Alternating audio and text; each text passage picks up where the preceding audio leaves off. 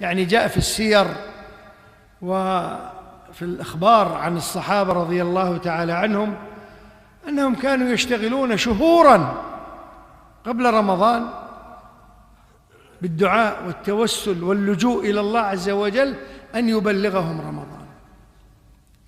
سبحان الله، احنا يمكن ما ننتبه إلا إذا جاء شعبان، قالوا شعبان، والآن تذكرنا أنه ترى ورا شعبان رمضان، لأن احنا ما نعرف إلا سبتمبر، أكتوبر، نوفمبر، يناير، فبراير، هذا اللي عشنا عليه الآن، فالتفاعل ضعيف.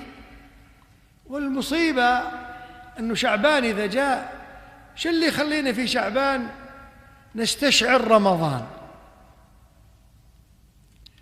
يقول أحد المشايخ رحمة الله عليه، يقول مصيبتنا أنه حتى شعورنا بمجيء رمضان ودنو رمضان وقرب رمضان لما يكون في شعبان تذكرناه. ليه؟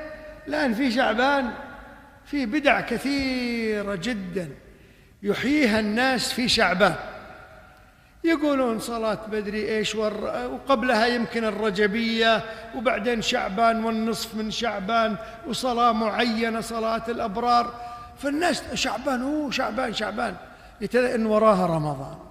يقول مصيبتنا أنه حتى رمضان تذكرناها بهذه البدع التي أحدثت في شعبان، يعني ما هي طريقة سنية.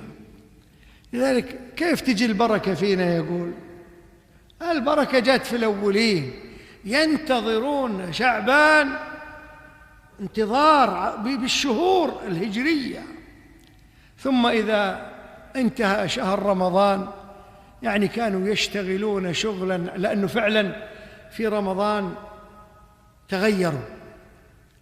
مثل ما يقولون رمضان في كلمة مشهورة جدا اليوم حطينا حق الأسواق، وحطينا حق المهرجانات، وحطينا حق، يقولون رمضان، احنا نقول رمضان غير.